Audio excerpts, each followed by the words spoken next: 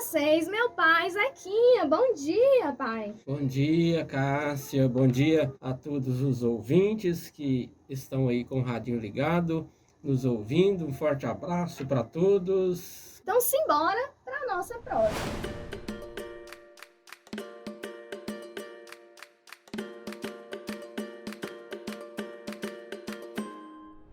Primeiramente, ontem, quando nós estávamos planejando de vir, meu pai falou que ia pôr uma roupa bem bonita. E ele colocou, tá bem bonito. Eu fiquei muito preocupado, né? Em medo de pergunta difícil. Quem não tem pergunta difícil, não? Pai, eu gostaria de começar conversando um pouquinho sobre a sua infância. Quem era o Zequinha criança? A minha infância foi muito boa, graças a Deus. Na roça, na região lá onde e pertinho do meu avô, Joaquim Aleluia. Primeiro a gente morou lá na fazenda do meu avô Rafael. Meu pai construiu uma casa na beira do rio, lá embaixo, bem pertinho da barra entre o rio Passa Quatro e esse córrego ali que passa no Doutor Sebastião, ali próximo ao de Gregório. A gente morou por ali uns tempos. Depois meu pai comprou uma terra aqui junto do meu avô Joaquim Lido e a gente mudou para cá. Mas eu tenho muitas lembranças do meu tempo de criança. Posso contar umas historinhas? Pode, eu já quero ouvir muita história. Uma história que eu já perguntei ela para o meu pai me conta, já foi várias vezes que eu perguntei para o meu pai, porque eu fiquei assim, muito pensativo com essa história. Quando eu tinha mais ou menos 3 anos de idade, meu pai arrumou um cachorrinho pequenininho, e aí era eu, o único filho naquela época, meu pai e minha mãe, Mais velho, né? morava na fazenda lá, perto do meu avô Rafael, e um dia, uns 3 anos de idade, eu acompanhei esse cachorrinho, e a gente sumiu. E aí juntou meu pai e a minha mãe desesperado me procurando. Isso já era de manhã ainda e eu desapareci. Aí eles não encontravam, juntou os vizinhos todos e foram me procurar. Aí a vizinhança, todo mundo me procurando e ninguém encontrava. E aí, como morava perto do rio, eles pensaram que a gente tinha caído no rio. Nossa, que eu tinha caído que no rio. perigo, hein? E aí já minha mãe chorando muito, desesperados, passando na ponte ali, hoje ali, Doutor Sebastião, que é a ponte ali, já tinha passado lá por várias vezes me procurando. E ali, da onde a gente morava, ficava mais ou menos uns 2 quilômetros. E aí, numa vez, passando na ponte lá, o cachorrinho latiu debaixo da ponte. Aí achou. Aí chegou lá, tava eu e o cachorrinho brincando lá debaixo da ponte. Nossa, mas que perigo, Mas foi hein? um desespero lá para minha mãe, para meu pai, para minha família toda. Então lembro muito bem do meu tempo de criança. Depois a gente mudou aqui para fazenda Mumbuca. Quando a gente mudou, meu pai construiu uma casinha de tábua. A gente morava numa casa de tábua. O assoalho também era de tábua. E ali a família já estava grande, já tinha meus irmãos, já não tinha todos, mas já tinha uma boa parte dos meus irmãos. Relembrando aí que ao total eram 10, né? No total, 10 irmãos. E aí, num dia, lá nessa casinha de tábua, eu lembro que entrou uma cobra dentro da casa. Aí minha mãe pegou a gente e colocou em cima de uma mesa, lá tinha uma mesa, e a gente ficou em cima dessa mesa. E minha mãe lá tentando matar essa cobra, então. E a gente brincava, juntava, depois a gente foi morar pertinho. Lá a gente morava perto dos meninos lá da Tia das Dores, do Tinástico, a Dor. E a nossa amizade era muito forte, ainda é. E a gente brincava demais, pescava no córrego, ia pro pasto montar nos bezerros, colocava cana nos bezerros, amarrava nos açapeixes a planta para poder desmatar o pasto. E era muito bom. E trabalhava muito também? Eu comecei a trabalhar, acho que uns 5 anos de idade, eu já ajudava meu pai a carpidar a roça. Montava no cavalo e ia arar a terra, carpidar lavoura de roça. Caía demais porque a carpideira ia o cavalo às vezes rápido, pegava num toco, o cavalo parava de uma vez e eu caía lá na frente. Nossa, já machucou muito também, então? Não, machucava não. Caía, levantava e montava de novo. Era coisa à toa. Era coisa à toa. Hoje em dia a gente vê que as infâncias não é muito bem assim, né? Nós olha a Alicinha, por exemplo. Hoje em dia mais é conectado na internet, celular, joguinhos, né? Criança hoje gosta de contar história, de brincar no telefone. É diferente as brincadeiras, muito diferente. E o seu nome é José Afonso, e por que virou Zequinha? Todo mundo te conhece só como Zequinha. De onde? Quem que te chamou pela primeira vez de Zequinha? Foi meu pai. Foi? Foi meu pai, Sebastião Aleluia. A gente pode ver que hoje em dia não, mas mais para trás aí, José, são raros os José que tenham chamado por nome José. É Zequinha, é Zecão, é Zezão, é Zezinho, é Zé. Então tinha esse costume. Era o Francisco também, né? Era Chico, Chicão, Chiquinho.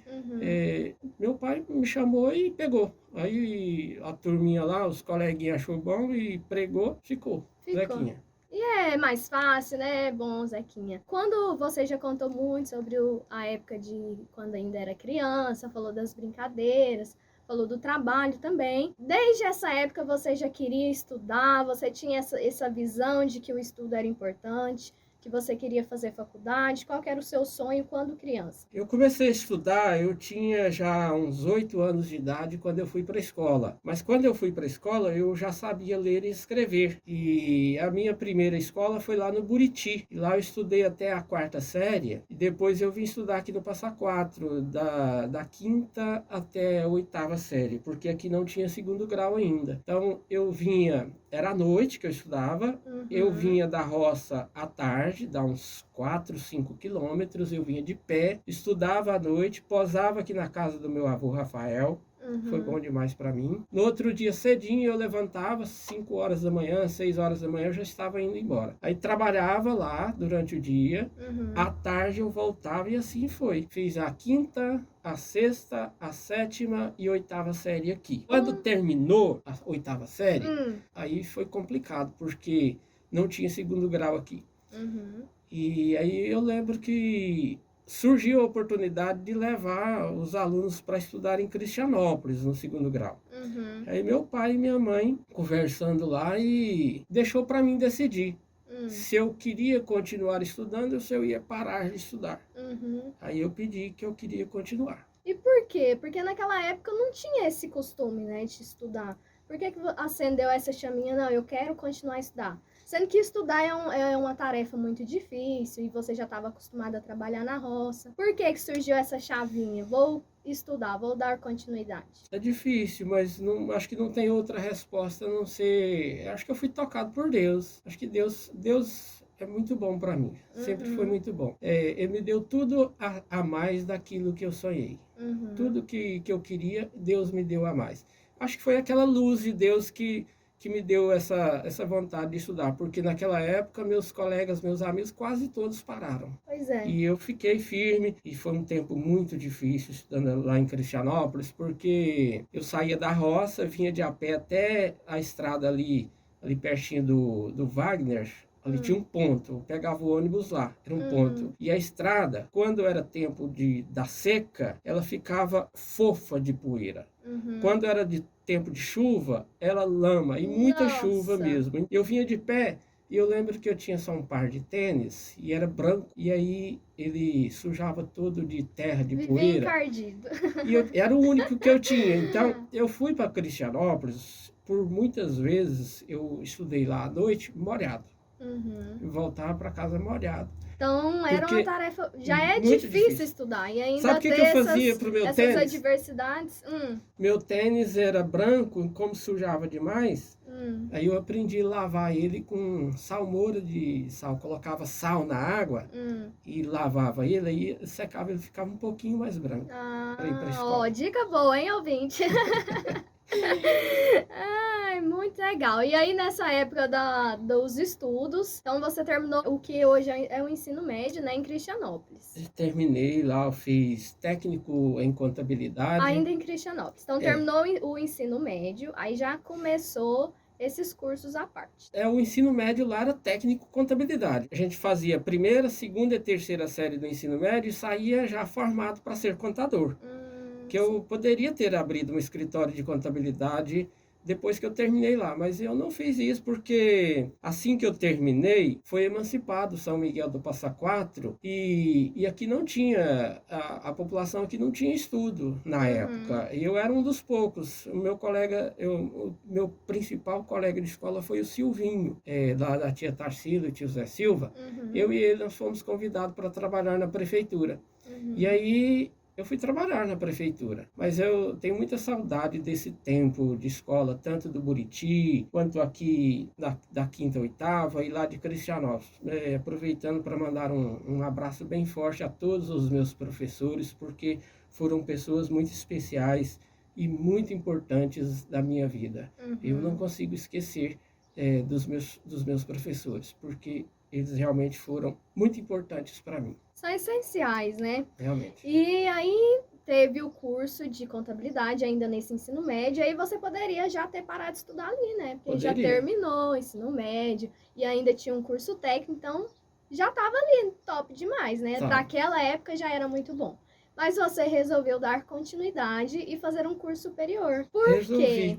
Pois é, Deus tocando na minha vida, porque é o que eu falo, que Deus sempre foi muito bom para mim. Eu me lembro que eu tinha um sonho de trabalhar, e me lembro que aqui em Passa Quatro eu tinha um emprego, acho que era a antiga Gogó, não sei se era Gogó, que tinha um cargo de trabalho lá de recepcionista. Meu sonho era ter um emprego daquele, de ganhar um salário mínimo.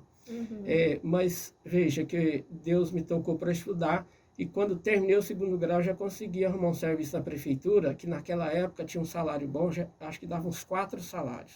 Então já comecei ganhando bem com o trabalho. Então, mas aí já viu, ó, o estudo que era importante estudar, né? Eu casei nesse período, Deus foi novamente muito generoso comigo, me apresentou a sua mãe, a Marlene, que é muito especial, uma pessoa muito boa. A gente casou e as coisas foram engrenando, e de repente me deu na cabeça de fazer o vestibular em Pires do Rio. Que era o local mais acessível. Era. E mais fácil, mais próximo. Eu já tinha feito um vestibular uma vez em Goiânia, antes. Mas lá eu não fui aprovado, mas eu não sabia nem ir na cidade de Goiânia. A gente não sabia, ninguém sabia. E era também muito longe, Se tivesse passado, não teria como estudar. Mas aí eu fui aprovado em Pires do Rio, foram acho que 4 pessoas daqui. Teve o transporte, no começo um transporte sim, muito complicado, porque a gente ficou nas estradas muitas vezes, o transporte estragava. Mas a gente foi, estudou, terminei o curso de geografia. 4 anos, né, nessa luta. 4 anos. Porque você falou aí, pareceu ser tão simples, mas é 4 anos, né? Nesse meio termo, funcionário da prefeitura, mas eu já tinha feito um concurso do Estado e já tinha aprovado para ser um servidor administrativo da rede educacional do Estado. Mas aí, fazendo o curso lá em Pires do Rio de Geografia, eu fiz outro concurso de professor, fui aprovado, e aí fui trabalhar de professor. E aí, nesse tempo, de repente, as coisas vêm acontecendo. Me lembro que depois fui candidato a vereador, fui eleito, e aí eu fui fazer um outro curso superior. Novamente em Pires do Rio. Gestão pública. Eu fiz o curso de gestão pública. Foram mais 3 anos de faculdade. Então, só de faculdade eu fiquei 7 anos em Pires do Rio estudando. Uma jornada árdua, né? Indo e voltando e deixando a minha mãe, e acaba que o coração fica na mão, né? Me lembro que um dia eu fui para estudar em Pires do Rio. Quando eu voltei, cheguei em casa, não tinha ninguém. Eu apavorei, fiquei desesperado. Era tarde da noite. E aí, no telefone, nem lembro se tinha telefone naquela época, acho que nem tinha telefone, e era tarde da noite. Quando eu chegava já era meia-noite, né? Mais de meia-noite um pouco. E aí, madrugada, ninguém. Aí, quando chegou, já era bem madrugadinha já. Aí chega. Nem dormiu, ficou esperando. Não dormi nada, não. A gente não sabia nem como ir. Não sabia de nada.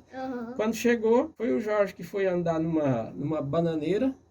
Ela tombada, ele foi andar em cima dela, escorregou, ele caiu, quebrou o braço. Aí sua mãe tinha levado ele para Goiânia. Nossa senhora, imagina, gente, a viver sem celular era difícil demais. Era muito difícil. Não tinha informação, era tudo muito mais difícil, né? Era muito difícil. Olha só, pai, no mandato de 2001 a 2004, você foi eleito vereador, né? Onde surgiu a vontade de entrar na política?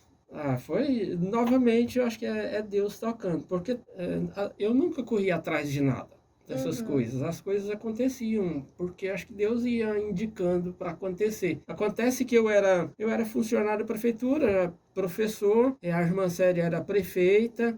A irmã Célia me ensinou demais. A irmã Célia foi, de todos os professores que tive em toda a minha vida, incluindo os professores da universidade, a irmã Célia está em primeiro lugar, porque não foi dentro de sala de aula, mas o que ela me ensinou foi muita coisa. E foi por culpa dela, né? Foi ela que me Ela que jogou. plantou a Na verdade, sementinha. foi pro bem, porque eu tenho muito carinho pela irmã Célia, porque ela que me jogou. Ela era prefeita e eu era apenas um funcionário da prefeitura. E de repente ela me convidou e queria que eu me preparasse, porque ela queria que eu fosse candidato a prefeito, e porque naquela época não tinha reeleição, ela não poderia candidatar, ela queria que eu fosse o candidato a prefeito dela.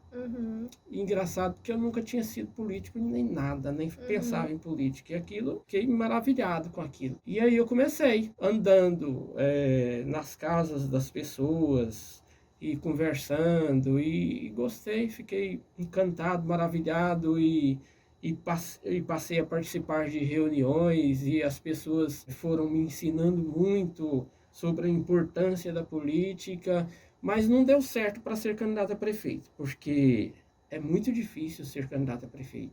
É uma disputa muito grande. Mas aí, neste meio aí, eu fui lançado candidato a vereador e fui eleito. Fiz o mandato de 4 anos de vereador. Eu imagino que deve ter sido um momento muito especial, né?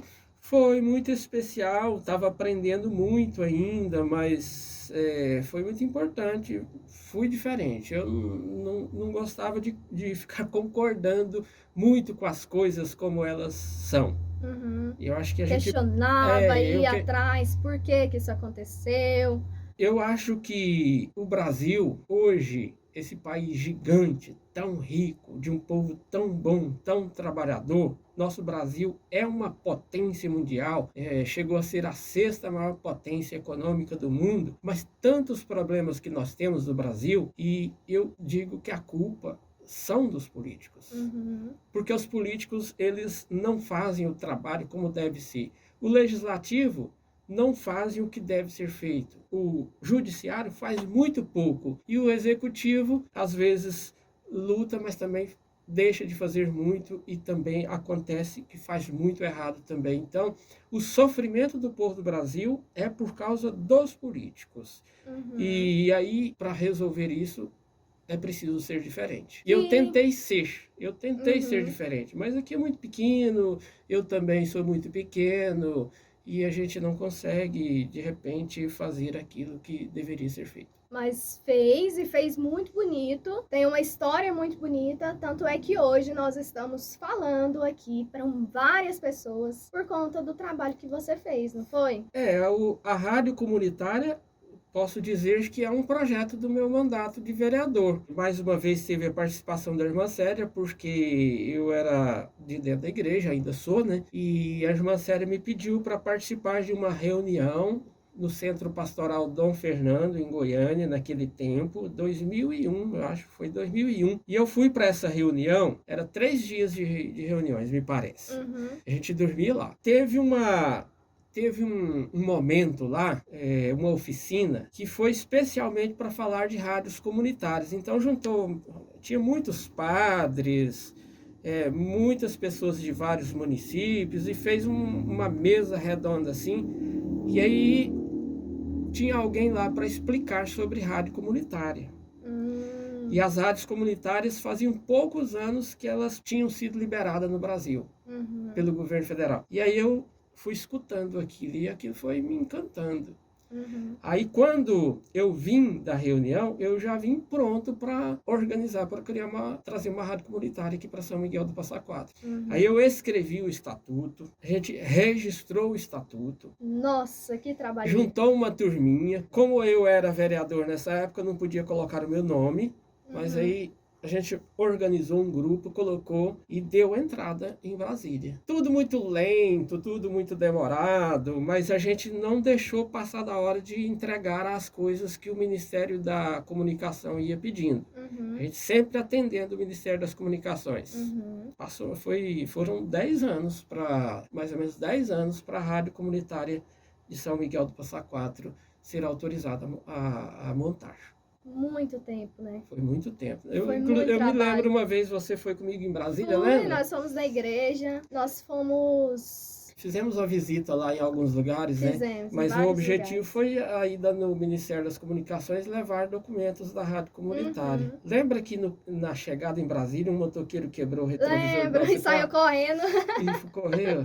Que a gente teve que andar Lembro. dentro de Brasília sem retrovisor? Sim, eu lembro, foi gostoso, eu lembro. Realmente. E foram muito perrengue, foi muito perrengue, né? Foram muitos anos de luta, com muita burocracia, mas valeu muito a pena, né?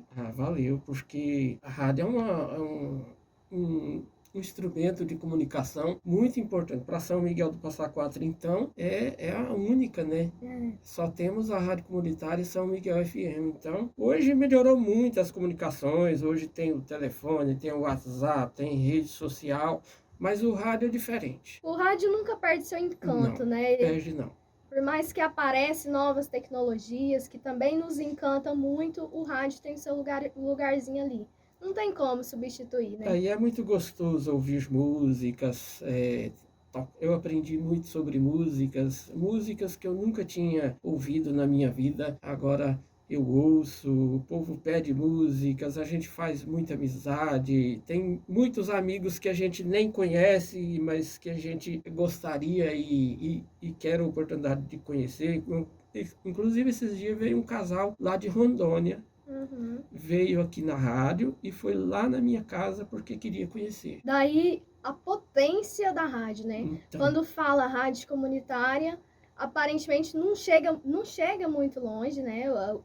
O alcance não é tão grande, mas hoje, graças à internet, né? Que associa essas tecnologias, chega em qualquer lugar do mundo, né? É uma bênção a rádio comunitária de São Miguel do Passa Quatro. Eu sou muito feliz por isso. Uhum. E eu sei que os ouvintes também são, porque é uma companhia, né? É uma companhia para os ouvintes. Já temos aí muitos relatos de ouvintes que falam: nossa, eu fico com o rádio o dia inteiro ligado, porque é minha companhia. E acaba que tira também muitas pessoas, assim, do isolamento, né? Da depressão. É um amigo, né? O rádio é um companheiro, um amigo da gente. Mas foi difícil trazer a rádio e também é muito difícil manter a rádio, não é? É difícil manter a rádio comunitária, a renda praticamente não tem, é muito pequena. Nós pagamos aluguel aqui, e então é arrochado. Mas graças a Deus, a rádio não deve nada. Todo mês a gente paga as contas que tem que pagar. E ainda, o problema é os apresentadores, quem ajuda, porque a rádio não tem condição de pagar um salário para quem trabalha aqui. Mas mesmo assim, principalmente aqueles que mais precisam, o dinheiro que sobra no final do mês, a gente reparte com eles.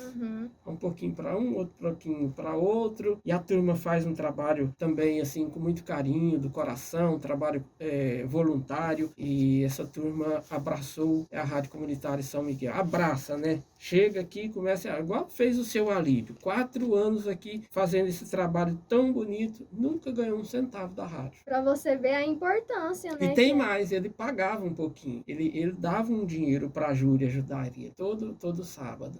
Pois é. Isso é muito amor. É muito bonito de ver. Você sempre gostou da locução? Ou quando deu a ideia de trazer a rádio para cá, que falou assim, acho que vai ser legal, vou começar a aprender?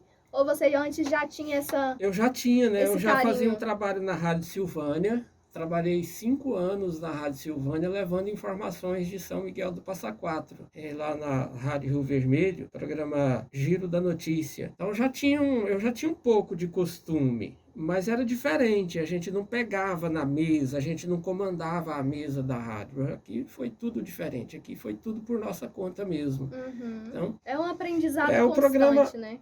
Aí veio os programas, a gente reuniu que programa que vai ter e como vai ser, vai dar conta, das 5 horas da manhã até às 11 horas da noite. Meu Deus do céu, teve um que falou, não, da onde que dá conta? Ficar esse tempo tudo no ar, vai fazer o quê? Mas aí juntou uma turma, um pega um programa, outro pega outro faz outro. O sistema também possibilita, quando não tem, a gente joga música na grade, aí o sistema trabalha sozinho. E assim funcionou. E está funcionando até hoje. Programa notícia, fala, mas tem que ter um programa de notícia na rádio.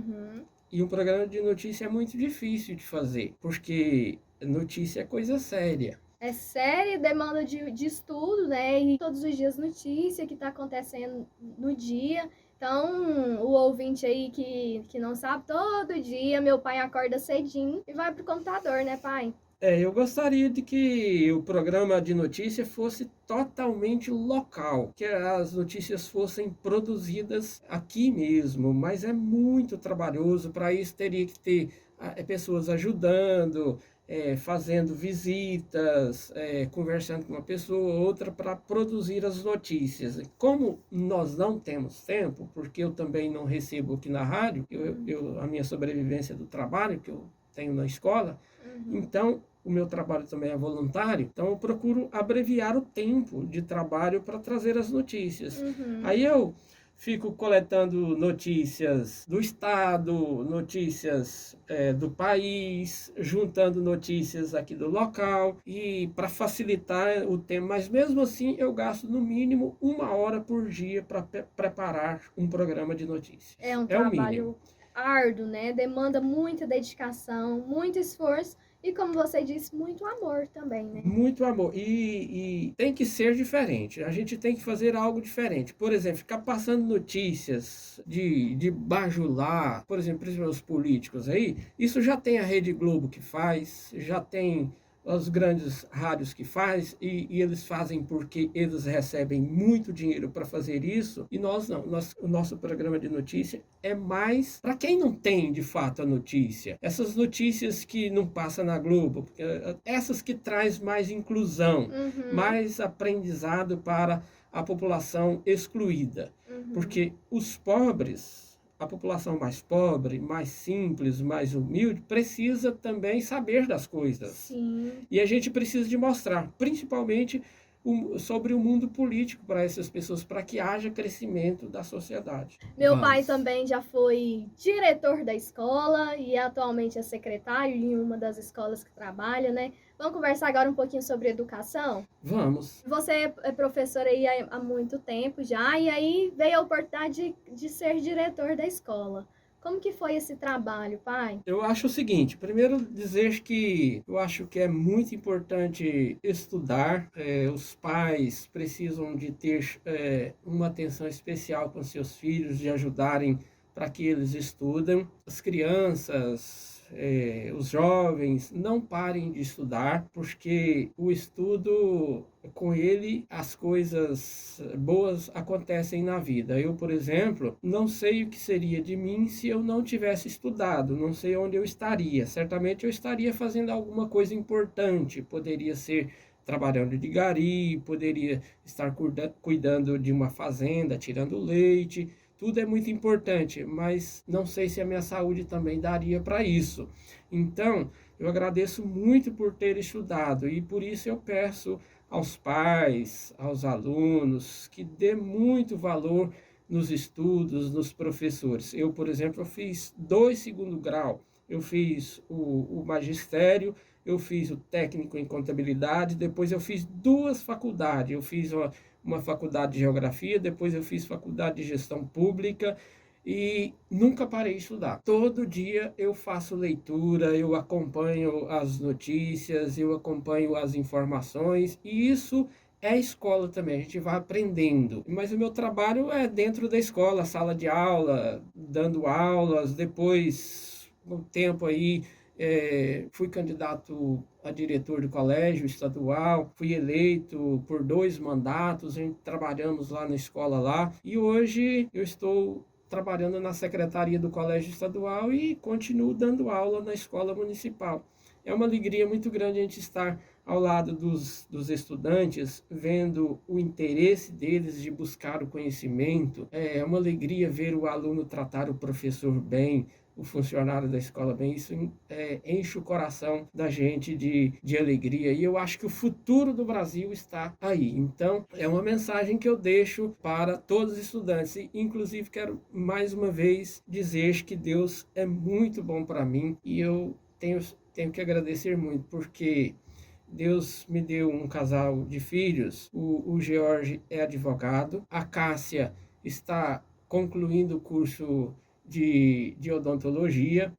O Jorge fez o curso dele em Anápolis. A Cássia, vendo a dificuldade da gente, quero te dar os parabéns, viu, Cássia? Porque a Cássia, vendo a dificuldade da gente, porque o nosso dinheiro é muito pouco no final do mês, ela viu que era preciso estudar numa escola pública. Então, ela se preparou e está estudando na Universidade Federal de Goiás, que é um estudo 100% gratuito. A gente não paga o estudo dela. E daqui uns dias vai ser uma odontóloga de mão cheia, porque eu sei que você vai ser uma profissional brilhante, porque tudo que você faz é muito perfeito, Cássia. Inclusive aqui na rádio, eu não sabia que você tinha esse dom maravilhoso de trabalhar aqui na rádio. Então, eu te dou os parabéns também. Acho que elogio de pai não conta não, hein, pessoal? Imagina, não é bem assim não. Eu tô caminhando, aprendendo e procurando aprender mais, né? Eu tô gostando muito desse novo formato do programa. Eu acho que está sendo assim muito aproveitoso. Eu acho que conhecer a história do outro, olha o quanto foi legal nossa prosa hoje, né? E compartilhando isso com muitas pessoas, né? Trazendo pessoas de diferentes áreas. Vem um produtor rural, depois vem um médico, mostrar que toda a história tem muito valor, né? Realmente, parabéns mesmo pelo programa, viu? E lembrando aqui que durante a semana sempre é muito corrido, trabalho na escola, trabalho na rádio, então o tempo é curto. Mas no final de semana sobra para brincar com a netinha, com o netinho, com os sobrinhos, né? Sobra. Tem um casal de netos, né? A Alicia e o Matheus, que é assim, é uma paixão da gente. A gente não tem jeito de esquecer dele. Todos os dias está dentro do coração da gente. E o amor é imenso, muito grande. É bom demais. A casa fica cheia de alegria, né? Fica. É uma correria para lá e para cá, né? É muito bom. É maravilhoso, é muito lindo o amor de neto, né? De netinho. Então, isso é fantástico. Realmente muito bom. Muito legal. E olha só, pai. Você tem aí uma família muito grande, contando com você, são 10 filhos, né? Mas, infelizmente, o senhor perdeu a irmãzinha mais nova e a sua mãe muito cedo. É difícil, eu quase não dou conta de falar sobre isso, mas somos 10 irmãos, 5 homens e 5 mulheres, 5 morenos e 5 brancos. Repartiu bem repartido. Repartiu. A mais novinha foi morar com Deus para fazer companhia com a minha mãe, que também foi. Então, aí a gente ficou nós. Meu pai ficou com uma turma de filhos, uma turma grande, muito pequena. Foi difícil demais. Meu pai é um guerreiro. Meu pai é um homem de aço, muito duro. Quando o Amado Batista canta uma música que ele fala assim: ao visto, ao longe na estrada, um homem vai ali. Aí ele fala assim: é meu pai, homem de ferro, que nasceu para trabalhar. É o meu pai.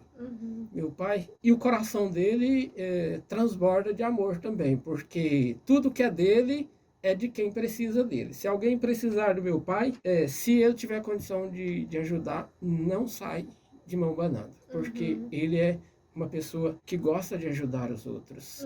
E ele também, ele gosta da natureza. Pode ir lá na casinha dele. Hoje é simplesinha a casinha dele, mas lá na porta da casa dele tá lá as flores, as plantinhas. É a única casa que tem as flores na calçada.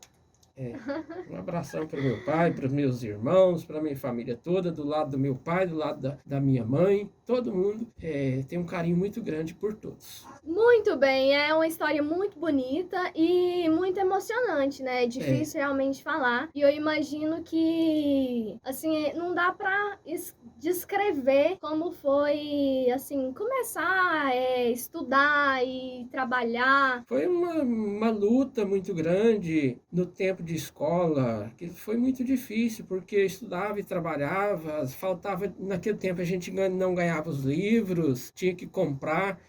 Meu pai comprou alguns livros para mim, não foram muitos, assim, livros comprados, caderno, tinha que comprar borracha de apagar. Eu usava aquelas tampinhas de vidrinho de remédio, tem uma tampinha de borracha, então aquela era a minha borracha de apagar.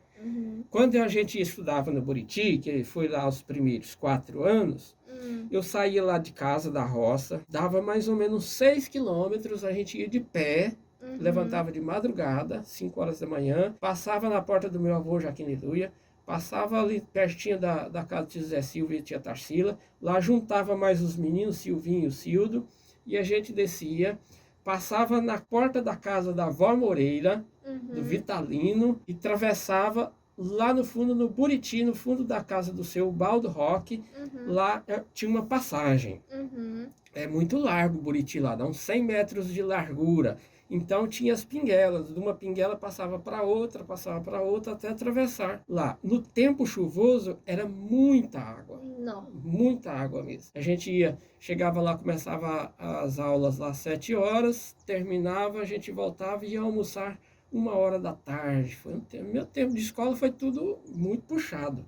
Não tinha transporte escolar, nem merenda tinha, às vezes de vez em quando tinha, mas foi realmente muito puxado. Coisas que a gente não esquece. Uma coisa que eu não esqueço também, Cássia, de menino, que eu gostava muito de brincar com bola. E aí, um dia, o tio Zé Paixão, que é filho do Manuel Paixão, que era o esposo da tia Catarina, que Deus o levou também, num choque de raio, no cochete, ele começou a mexer com um time de futebol aqui na cidade de menino. E aí ele fez um time para jogar em Silvânia. E aí ele queria que eu fosse para jogar. Mas o meu pai e minha mãe, eu nunca tinha saído de casa, meu pai e minha mãe não deixou que eu fosse para Silvânia jogar. Tinha medo, né, da gente sair de perto deles. Não era por maldade, era medo da gente sair de perto deles. E aí eu estava apaixonado com aquilo, porque eu queria ir, e sofrendo demais com aquilo. De repente, um dia, chega lá o tio Zé Paixão, chega lá na casa do meu pai e da minha mãe. Chegou lá e falou assim: hoje eu vim aqui para pedir vocês para deixar o Zequinha ir comigo para Silvânia para jogar bola. Aí não teve jeito, eles deixaram. Aí liberou, né? Mas foi uma alegria muito grande. E aí jogou muito tempo futebol. Aí jogou, depois a gente foi crescendo e já joguei futebol há muito tempo. E era bom de bola ou nada? Eu era bom de bola. Jogava de lateral esquerdo. Aí um abração para o meu padrinho Manuel Canedo, que tomou conta do nosso time há muito tempo. A gente tinha um time de futebol muito bom, excelente. Eu não era dos melhores, mas também não era dos piores, não. Tava ali na média. Tava na média. Pois é, e aí machucou o joelho, não pôde mais continuar jogando futebol. Machuquei o joelho uma vez, e aí tive que fazer uma cirurgia, uma artroscopia, sarou, graças a Deus, mas nunca mais joguei. Desistiu da bola. Eu fico torcendo para os jogadores. E transmitindo os jogos. Transmitindo os jogos também. Esse ano nós vamos transmitir, se Deus quiser, já avisar o Gilmar que nós compramos os microfones da rádio e já está prontinho já. A hora que for começar o campeonato, nós vamos transmitir. Mas é bom demais, né? É uma festa. É só alegria. O trabalho no campo de futebol é muito difícil de fazer comparado ao estúdio? Ou é tranquilo assim? A transmissão de um jogo de futebol é muito cansativa. Quando termina, tá cansado. Só porque também é muito prazeroso. É muito bom transmitir um jogo de futebol. Eu fiquei, assim, muito feliz com a sua presença aqui hoje. Já tinha um tempo que eu tô falando, vamos, que a sua presença aqui no meu programa, pra mim, era essencial. Então, deu certo hoje, eu estou muito feliz. Eu agradeço muito, Cássia. E pedir a Deus que proteja São Miguel Arcanjo, que defenda a nossa rádio comunitária e que ela continue sendo útil, mais útil ainda seja para a comunidade de São Miguel do Passa Quatro, e que tenha os programas, que pessoas que tenham vocação para comunicação, que quiser fazer este trabalho comunitário, venha nos ajudar para que possamos levar mais alegria para a população de São Miguel do Passa Quatro, tocando músicas, falando notícias, fazendo um programa como este seu. Foi muito bonito ter você aqui hoje contando essa história. Nós encerramos mais essa prosa. Fiquei muito, muito, muito, muito feliz. Muito obrigada pela sua participação aqui, pai.